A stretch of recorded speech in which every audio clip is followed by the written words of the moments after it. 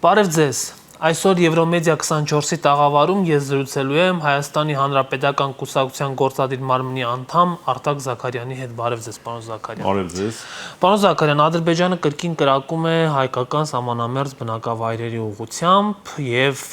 սա այն ֆոնին, երբ Հայաստանի իշխանությունները ոչ միայն ադրբեջանահաճո հայտարարություններ, այլև գործողություններ են անում, պատրաստ են անընդհատ զիջել հանուն Բաղձալի խաղաղության պայմանագրի։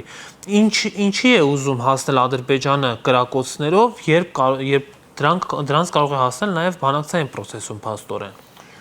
Ակնհայտ է, որ Ադրբեջանը այս իշխանությունների հետ չի պատրաստվում խաղաղության որևէ փաստաթուղթ ստորագրել եւ սպասում է հարմար պահի անընդհատ նոր բան պոկելու Հայաստանի այս իշխանություններից, որովհետեւ ըստ էության այս իշխանություններն ամբողջ աշխարհում ցույց են տվել, որ պատրաստ են ցանկացած զիջումների, իսկ այսօրվա աշխարհում անկայունության եւ բոլոր տիպի անվտանգային հավասարակշռությունների խախտվածության պայմաններում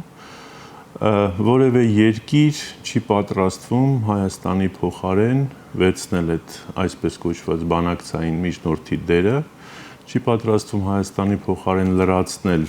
վտանգային բալանսը եւ չի պատրաստվում Հայաստանի իշխանությունների փոխարեն հայ ժողովրդի հաշվին որոշումներ կայացնել։ Այսինքն, այս ամբողջ գործընթացի մեջ Հայաստանի իշխանությունները մնացել են մենակ եւ այստեղ Հայաստանի ժողովուրդ եւ Հայաստանի իշխանություններ հարաբերությունները նախ եւ առաջ պետք է ճշտվի։ Եթե այս իրավիճակը ձեռնտու է մեր ժողովրդին, իսկ ես խորապես վստահ եմ, որ ձեռնտու չի, բնականաբար պետք է մտածել այս իշխանություններին սահմանադրական եղանակով իշխանափոխություն իրականացնելու համար, որովհետև աշխարհում կան հնարավորություններ Ադրբեջանի հետ ամուր եւ կայուն խաղաղության հասնելու այսօրվա իրավիճակում Հայաստան ունի բավարար քաղաքական, ռազմավարական եւ տարածաշրջանային նշանակություն եւ ճիշտ ու հիմնավորված արժեքների ու շահերի վրա հենված քաղաքականության պարագայում շատ արագ հնարավոր կլինի ստիպել Ադրբեջանին կնքել խաղաղության համաձայնագիր։ Բնականաբար բոլորի նպատակն է հասնել խաղաղության, ընդդիմության մեջ չկան ուժեր, որոնք պատերազմի են ձգտում եւ ընդհանրապես այսօր Հայաստանում ոչ մի խելամիտ ուժ, այսպես նոր ավանտյուրաների եւ նոր հրահրումների գնալ չի կարող, շատ հասկանալի պատճառներով, չխորանանք պատճառների մեջ, բայց նորից եմ կրկնում, ակնհայտ է, որ Ադրբեջանը չի պատրաստվում խաղաղության պայմանագիր ստորագրել, որովհետև այս խճճվածության մեջ կան նաև բազմաթիվ չլուծված հարցեր Ադրբեջանի տեսանկյունից, եւ եթե այդ հարցերը նույնիսկ լուծվեն էլ, միևնույն է առաջ են գալու նոր նախապայմաններ, նոր հարցադրումների, նոր պահանջների տեսքով։ Հետևաբար կրակոցները սահմանին, դրանք այդ հոգեբանական ճնշման մի մասն են, այս իշխանությունների վրա եւ նաեւ ժողովրդի ընդհանուր հանրային ընկալումների վրա, բացի այդ նաեւ դրանք ցույց են տալիս աշխարհին Ադրբեջանի տեսանկյունից չլուծված հարցեր ունենալու հանգամանքը։ Գումարած դրան անդադ թեժ են պահում հայ-ադրբեջանական օրակարգը Ադրբեջանի տեսանկյունից, զուգահեռաբար նաև Նախիջևանում տեղ են ունենում զորավարժություններ, ու հայտարարված նպատակը մի կողմ թողած, Աստված գիտի, թե ինչ չհայտարարված նպատակներ ունեն նաև այդ զորավարժությունները, սրա այս խնդիրների վրա եւս շատ մեծ ուշադրություն է պետք դարձնել, բոլոր քաղաքական ուժերը պետք է կարողանան այս խնդիրների նկատմամբ շատ զգայուն լինել, բայց նորից եմ ասում, ընդդիմության պարագայում, որպեսզի մենք կարողանանք մեր երկրի համար խնդիրներ լուծել, առաջին խնդիրը եւ գլխավոր խնդիրը պետք է լուծել։ Պարոն Զաքարյան, նշեցիք, որ հնարավորություն կա խաղաղության պայմանագիրը կնքելու, եթե իշխանություն փոխվի, խաղաղության պայմանագրի այն տեքստը, որը համաձայնեցվել է եւ զիջումները, որոնք կատարվելու են, ընդդիմությունն անվանում է երկրորդ կապիտուլյացիա։ Այսինքն այդ խաղաղության պայմանագիրը պետք է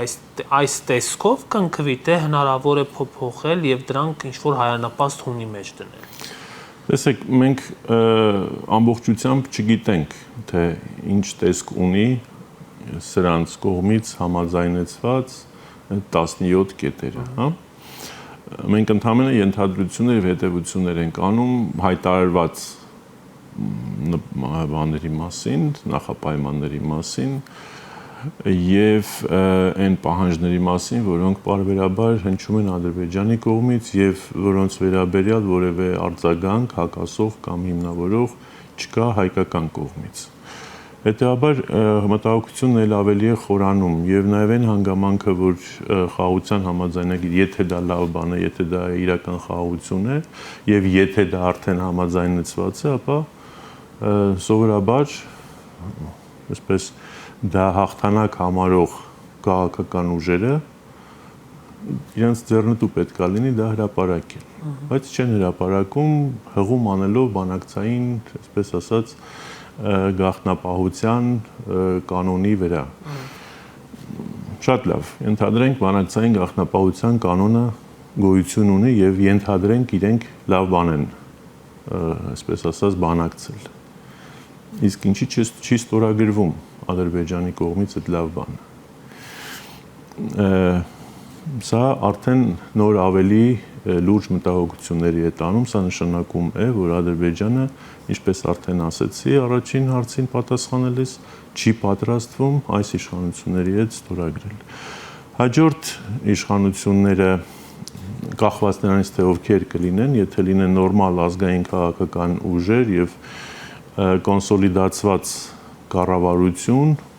բոլոր ուժերի ներուժը համախմբող կառավարություն, ես վստահ եմ, որ Հայաստանի Հանրապետության քաղաքական եւ ինստիտուցիոնալ անցած ճանապարհը, նրա ռազմավարական նշանակությունը տարածաշրջանում եւ մեր ռազմավարական դաշնակցի հետ հարաբերությունների վերականգնման հնարավորությունը թույլ է տալիս ռազմավարական դաշնակցի շահերի հետ համադրությամբ եւ նաեւ արևմտյան գործընկեր պետությունների հետ ակտիվ երկխոսության միջոցով հասնել նրան, որպեսզի Ադրբեջանին եւս ձեռնտու լինի կամ Ադրբեջանի համար առնվազն անիմաստ դառնա ժամանակ ձգելը, որովհետեւ ժամանակ ձգել Ադրբեջանն էլ է հասկանում, որ նոր իշխանության պայմաններում Հայաստանը էլ ավելի է ուժեղանալու։ Գումարած դրան, կանգ է առել կամ փակուղի է մտել սահմանազատման գործընթացը եւ այստեղ էլ մենք տեսնում ենք ադրբեջանական կողմի պահանջատիրությունը։ Բացի այդ, Թուրքիայի դերակատարությունը տարածաշրջանում սա շատ, այսպես ասած, բազմիմաստ է եւ ցանկացած պահին Թուրքիան կարող է նաեւ նոր ավելի ագրեսիվ եւ ավելի ցավալապաշտական նկարտումներ ունենալ, կախված նրանից թե ինչպիսի զարգացումներ կլինեն Մերձավոր Արևելքում, կախված նրանից թե ինչպիսի զարգացումներ կլինեն ավելի գլոբալ մակարդակների վրա, ի նկատի ունեմ Իրանի շուրջ տեղի ունեցող գործընթացը եւ բանակցային process-ը մինչեւ սեպտեմբեր առնվազն դրա համար կա ժամանակ։ Ի նկատի ունեմ նաեւ Չինաստանի եւ Միացյալ Նահանգների միջեւ սկսված, այսպես կոչված, առևտրային պատերազմը, որը ժամանակ առ ժամանակ հայտարարվում է արկա լուծումների մասին, նորից առաջանում են հակասություններ։ Ի նկատի ունեմ նաեւ Պակիստանի եւ Հնդկաստանի երկու միջուկային տերությունների միջով այո սկսվող թեժ բախումները, որոնք երբեմն մտնում են հրադադարի փուլ, հայտարարվող համաձայնությունների հիման վրա, բայց շատ արագ դրանք նորից չեղարկվում են եւ վերսկսվում են նորից ռազմական գործողություններ։ Այսինքն անկայունությունների այս ամբողջ շղթայի մեջ, գլոբալ շղթայի մեջ մենք պետք է կարողանանք գտնել այն անվտանգության կղզյակը, որը որ մեզ կբերի արագ դեպի խաղաղության, որը մեզ կբերի արագ դեպի ավելի կանխատեսելի ժամանակահատված ապագայի առումով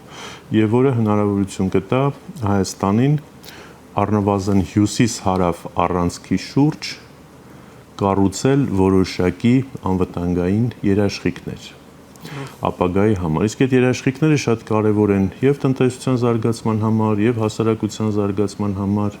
եւ ներքին համերաշխության առումով,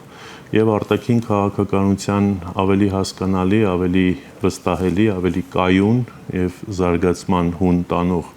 քաղաքականություն իրականացնել եւ իհարկե ուժային գործոնը նորից կարգի բերել եւ վերականգնել։ Դուք ձեր խոսքում ընդգծեցիք ռազմավարական դաշնակիցների հետ հարաբերությունների կարևորությունը։ Օրեր առաջ մայիսի 9-ին, երբ Կարմիր հրապարակում տոնվում էր հայրենական մեծ պատերազմում տարած հաղթանակի 80-ամյակը եւ շատ պետություններ, ովքեր մասնակցություն են ունեցել այդ հաղթանակի կերտմանը, անցնում էին զորահանդեսով նրանց ստորաբաժանումները, Հայաստանից ներկա էր միայն Նիկոլ Փաշինյանը, ով դժգոհ դեմքով նստած էր Լուկաշենկոյի կողքին եւ մենք չունեինք զորախումբ այնտեղ։ Ձեր կարծիքով ինչու Նիկոլ Փաշինյանը այնտեղ զորախումբ չտարավ, դա ինչ մեսիջ է իր մեջ պարունակում եւ ինչպես է ազդելու հայ-ռուսական հարաբերությունների հետագա ընթացքի վրա։ Երեք ամբողջ ողբերգությունը կայանում է նրանում, որ Նիկոլ Փաշինյանը ոչ թե Հայաստանի Հանրապետության շահերով է առաջնորդվում, այլ իր անձնական շահերով։ Իր անձնական շահերը այս պարագայում մեկնաբանվում են հետևյալ կերպ. Արևմուտքին ասում է, դե տեսեք, զորախումբ չկա, մենք օֆիցիալ ըստ էության չենք մասնակցում, մենք այդ հաղթանակը մերը չենք համարում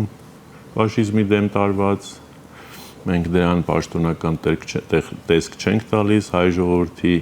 մարտական փառքի դրոշը չկա, չի անցնում այդ շքերթով։ Մյուս կողմից ռուսական կողմին ցույց է տալիս, թե ինչ եք ուզում, ես անձամբ եկել եմ ստեղ ձեր կողքին նստած եմ, ինչքան էլ դժգոհ եմ, բայց դե եկել եմ։ Հակառակն արեց Ադրբեջանը, զորախումբը ուղարկեց, բայց չգնաց մասնակցելու Ադրբեջանի ղեկավարը։ Այսինքն այս իրավիճակը բնականաբար, եթե Ադրբեջանը իրան կարող է թույլ տալ նման բան, գազի հաշվին, ուժեղացած դիրքերի հաշվին, Հայաստանի վրա ունեցած ճնշման հաշվին, Ադրբեջանի Հայաստանի, այսինքն վատ եւ այսպես ասած քայքայիչ վնասարար քաղաքականության արդյունքում Ադրբեջանի դերակատարման մեծացման հաշվին Հայաստանը դա իրեն թույլ տալ չէր կարող, որովհետև այս պահի դրության միակ անվտանգային երաշխիքը, որ կա մեր տարածաշրջանի շուրջ, դա Ռուսաստանի Դաշնության հետ մեր հարաբերություններն են եւ Ռուսաստանի Դաշնության գործոնն է հանդիսանում որոշակի զսպող կանխարգելող գործոն այս պահի դրությամբ։ Իհարկե արևմուտքից էլ են հնչում հայտարարություններ, խաղաղություն համաձայնագիրը ողջունելու, համաձայնության գալու գործընթացը ողջունելու վերաբերյալ, բայց մենք հասկանում ենք, որ այդտեղ ավելի ցանկաշիռ փաստարկներ եւ գործոններ ուղղակի գոյություն չունեն։ Արևմուտքը շատ թույլ է այս պայդրությամբ եւ կենտրոնացած Ուկրաինայի վրա հարավային Կովկասով զբաղվելու ոչ ժամանակ ոչ լծակներ ունի իրական։ Միացյալ Նահանգներին այս պահին հարավային Կովկասը բոլորովին չի հետաքրքրում, առավել եւս Հայաստանը չի հետաքրքրում այս իշխանությունների տեսքով, այսօրվա վարչակազմի մասին է խոսքը։ Ռուսաստանի Դաշնությունը բնականաբար ամեն կերպ փորձում է թույլ չտալ այստեղ նոր ռազմական ագրեսիա, որովհետեւ դա ռուսական կողմից դիտարկվում է որպես նաեւ իր շահերի կամ իր ստրատեգիական շահերի գոտում նոր ռազմական օջախներ, որտեղ ինքը ինչ որ ձևով պետք է նաև որոշակի ռեսուրսներ, ժամանակ, քաղաքական կամ այլ տիպի ռեսուրսներ հատկացնի, որը այսպես երկրորդ ճակատ նշանակությունը ունի Ռուսաստանի համար, ինչը բնականաբար ցանկալի չէ եւ հետեւաբար ռուսական գործոնը շատ տրամաբանական է, որ աշխատում է Հայաստանի շուրջ խաղաղ համեմատաբար խաղ իրավիճակ պահելու հաշվին։ Հետևաբար այս պահին շատ ավելի մեծ Հայաստանի արտաքին քաղաքականությունը շատ ավելի մեծ ռեսուրս պետք է դնի ռազմավարական գործընկերոջ հետ հարաբերություններ ավելի խորացնելու, ավելի կառուցողական, ավելի գործնական, ավելի թիրախային, նպատակային դարձնելու համար, իսկ այդ ամբողջ օրակարգային փաթեթի մեջ թիվ 1 կետում բնականաբար ինչպես եղել է, այնպես էլ պետք է մնա անվտանգային խնդիրները, որովհետև դա եւս Ռուսաստանի Դաշնության համար օրակարգային խնդիր է։ Մի փոքր խոսենք ներքաղաքական օրակարգից, պարոն Զաքարյան, գիտեք, որ հասարակական գործիչների մի խումբ Էդգար Ղազարյանի գլխավորությամբ խորհրդարանական ընդդիմությանն առաջարկում է, որպեսզի սկսեն անվստահության process։ Պատիվ ունեմ խմբակցությունը, որի կազմում է նաև հանրապետական կուսակցությունը, կողմ է արտահայտվել դրան, նշելով, որ կան հիմքերը եւ փաստորեն նաև տեսնում են դրա ճանապարհները, բայց չունեն վարչապետի տեխնացու։ Այն մարդիկ, ովքեր այս առաջարկով դիմել են խորհրդարանական խմբակցություններին, հետեւյալ հարցն են տալիս, ասում են՝ լավ, պատկերացնենք Հայաստանի ղեկավարը մահանում է, ընդդիմությունը չունի վարչապետի տեխնացու, օրինակ ինչու հանրապետական կուսակցությունը, ով պատիվ ունեմ խմբակցության մի մասն է, չի առաջարկում վարչապետի տեխնացու, չէ՞ որ հանրապետական կուսակցությունը կադրային առումով գոնե ամբողջովին մեղմ ասած ինքնաբավ է։ Այո, հանրապետական կուսակցությունը ողջունում է եւ կարեւորում է այս գործընթացը, համարելով այն միակ այս պահին իրատեսական, իրական գործընթաց, որը որ կարող է հանգեցնել իշխանափոխության, լեգիտիմ եղանակով իշխանափոխության եւ գործընթացի միակ տերը եւ հեղինակը պետք է լինի ազգային ժողովը իր падգամավորներով։ Բնականաբար հանրային ճնշում եւ հանրային մասնակցություն եւս պետք է լինի, որպեսզի հնարավոր լինի ԿՊ-ին մեծամասնությանը եւս ներգրավել այդ գործընթացի մեջ, բայց սրանք փուլային խնդիրներ են, առաջին գլխավոր խնդիրը, ինչպես ասացիք, վարչապետի տեխնացուի հարցն է, այս պահին մենք վարչապետի տեխնացու չենք առաջադրում, հաշվի առնելով այն հանգամանքը, որ բոլոր քաղաքական ուժերը իրավունք ունեն այս գործընթացի մասնակցել եւ առաջադրել սեփական տեխնացուին հանդես գալ եւ դաշտը քաղաքական ընդդիմադիր դաշտը ավելի շատ կոնսոլիդացիա տան։ Մենք ասել ենք, որ պատրաստ ենք քննարկել, եթե կա կոնսենսուս նաեւ աջակցել միասնական տեխնացուին, ով որ կլինի ընդդիմության խորհրդարանական ընդդիմության համար ընդունելի տեխնացու։ Շատ ուրախ եմ, որ նույն մոտեցումը կա նաեւ Հայաստան Դաշինքի մոտ, նրանք եւս պատրաստ են համաձայնության դեպքում աջակցել եւ հանդես գալ այս նախաձեռնությամբ, այսինքն impeachment-ով։ Եվ այս գործընթացը այս պահին քաղաքական ուժերի համար իմ կարծիքով առաջին հերթին վարչապետի տեխնացուի շուրջ համաձայնության գալու խնդիրն է, որտեղից պետք է սկսվի գործընթացը։ Առայժմ դեռ նախաձեռնությունը որպես այդպիսին իրավական տեսանկյունից չկա, որովհետև չկա տեխնացուի անունը եւ այն առաջին ստորագրությունը, որը կնախաձեռնի։ Առայժմ կա գաղափար, որը ողջունելի է, կա սկսված գործողություններ, ընթացակարգեր, որը եւս ողջունելի է եւ իմ խորին համոզմամբ, մեր խորին համոզմամբ այս օրակարգը պետք է դառնա, այսինքն վարչապետին Սահմանադրության համաձայն ազգային ժողովի կողմից անվստահություն հայտնելու գործընթացը պետք է դառնա Հայաստանի ներքաղաքական թիվ 1 օրակարգային հարցը, որովհետև նորից եմ ասում, մենք կարող ենք խոսել տնտեսությունից ժամերով, կարող ենք խոսել կրթությունից ժամերով, կարող ենք խոսել անվտանգությունից, արտաքին քաղաքականությունից, բայց ոչինչ մեր կյանքում չի փոխվի, քանի մենք իշխանափոխության չենք հասել։ Սա մեր ժողովրդի համար կենսական հարց է դարձել արդեն։ Ոչ թե քաղաքական ուժերի իշխանության համար մղվող պայքարի խնդիր է։ Զորաբար քաղաքական ուժերի կողմից իշխանության համար մղվող պայքարի խնդիրը դա նախընտրական գործընթացներն են, հա, արտահերթ կամ հերթական ընտրություններն են։ Բայց նույնիսկ սա այդ հարցը չի, այսինքն բոլոր այն քաղաքական ուժերը, որոնք որ պատկերացնում են հերթական կամ արտահերթ ընտրություններով այդ հարցի լուծում, միշտ էլ դա եղել է, հա։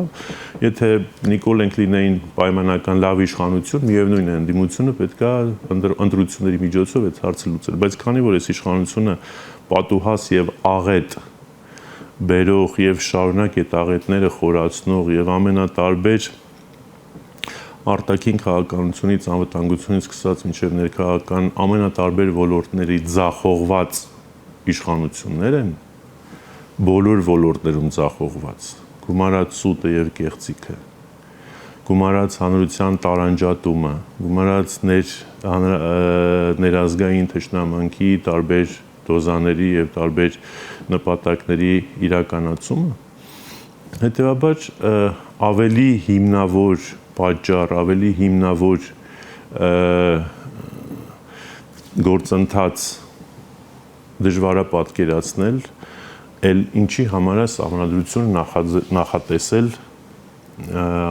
վարչապետին եւ կառավարության անվստահություն հայտնելու գործընթաց։ Իրատեսականն է, պարոն Զաքարյան։ Իրոք իրատեսական է, որ ԿՊԱ-կանները, ովքեր ամեն կերպ փորձում են այս փուլում իրենց հավատարմությունը Նիկոլ Փաշինյանին ցույց տալ, նամակներն են պատռում, էլ չգիտեմ հրապարակը։ Բնականաբար պատռելու են, որովհետև առայժմ իրանք էլ են տեսնում, որ ընդդիմադիր հատվածում չկա այս հարցի շուրջ միասնական ձևավորված օրակարգ։ Բայց նորից եմ ասում, այս օրակարգը ունի շատ մեծ պոտենցիալ դառնալու թիվ 1 օրակարգ։ Այս օրակարգի շուրջ կա նաև որոշակի հանրային աջակցություն, որոշակի, բայց դա պետք է կազմակերպել, իմի բերել եւ դուրս անել փողոց։ Դուրս անել փողոց այն պահին, որ անհրաժեշտ կլինի արդեն նաև ԿՊ-ի որոշ թվով падգամավորների ներգրավվածություն։ Այս պահին բնական է, իրանք պատռելու են, ծաղրելու են այս գործընթացը, ամեն կերպ խուսափելու են դրան մեջ ներգրավված լինել, ամեն ինչ անելու են, որպեսզի էժանացնեն, զրոյացնեն դրա նշանակությունը։ Դա շատ հասկանալի եւ այս ամեն ինչից պես նեղվել կամ վրդովել պետք չի։ Դա իրանց խնդիրն է, որովհետեւ իրանք ունեն իշխանություն պահելու հարց։ Եվ մինչև 26 թիվը եւ 26 թվից հետո։ Իսկ ընդդիմության խնդիրը, այս խնդիրը ընդդիմության խնդիրն է, եւ այս խնդիրը պետք է հավաքական ընդդիմությունը լուծի, որովհետեւ ոչ ոք առանձին, ոչ impeachment-ով, ոչ ընտրություններով, ոչ հերթական կամ արտահերթ ընտրություններով, ոչ էլ փողոցի ճնշումով միայնակ չի կարողանալու այս հարցը լուծել։ Հետևաբար շատ ակնհայտ, շատ պարզ թվաբանական, մաթեմատիկական խնդիր է։ Միակ բարդությունը այս պահեդրությամբ վարչապետի թեկնածուի միասնական թեկնածուի շուրջ կոնսոլիդացվելն է։ Այդ հարցը լուծվելուց հետո գործընթացը արդեն շատ ավելի արագ, շատ ավելի տեսանելի ձևով գեներացվելու է եւ շատ հարցեր նույնիսկ կարելի ասել իներցիոն լուծումներ են ստանալու։ Ձեզ համար այնուամենայնիվ պարզ դարձավ, ինչու է Հայաստան խմբակցությունը այդպես թերահավատորեն մոտենում, դե չասենք սվիններով է ընդունում իմպիչմենտի։ Դե բնականաբար իրենք էլ ունեն իրենց հաշվարկներն, իրենց պատկերացումները, բայց եթե մենք մոտենում ենք երկրի շահերի տեսանկյունից, ոչ թե հաշվարկների պատկերացումների, զուտ երկրի պետության շահերի տեսանկյունից, ապա այսօր չփորձել իրականացնել անվստահություն գործընթաց, անվստահություն հայտնել եւ դրա միջոցով փոխել կառավարությունը, դա նշանակում է կորցնել եւս 1.5 տարի ժամանակ, իսկ դա միայն ժամանակի կորուստ չի։ Դա Հայաստանի ոնց որ ասած տակը մնացած ռեսուրսների եւ հնարավորությունների կորուստը։ Եթե նույնիսկ 26 թվականին հնարավոր լինի փոխել իշխանություններին, ապա այն ինչ որ անհրաժեշտ է մեր երկրին, մեր ժողովրդին խաղաղության հասնելու համար, ամրանալու համար, վերականգնվելու համար, տնտեսությունը զարգացնելու համար, մարդկանց կենսամակարդակը նորից բարելավելու համար 26 թվից հետո կարող է հնարավոր չլինի։ Օր առաջ է պետք դա անել։ Հիմա այս գործընթացը երբ որ մտավ իրավական փուլ, երբ որ տեխնացուն եղավ եւ նախաձեռնությունը արդեն տեղի ունեցավ խորհրդարանում, դա կարա տևի որոշակի ժամանակ, բայց գլխավորն է, որ այդ գործընթացը լինի թիվ 1 օրակարգ եւ դրան իրենց մասնակցությունը բերեն բոլոր ընդդիմադիր քաղաքական ուժերը։ Այն ընդդիմադիր քաղաքական ուժերը, ովքեր որ իրենց գործունեության հիմքում դնում են պետության շահը, ոչ թե անձնական, խմբային կամ սեփական պատկերացումները։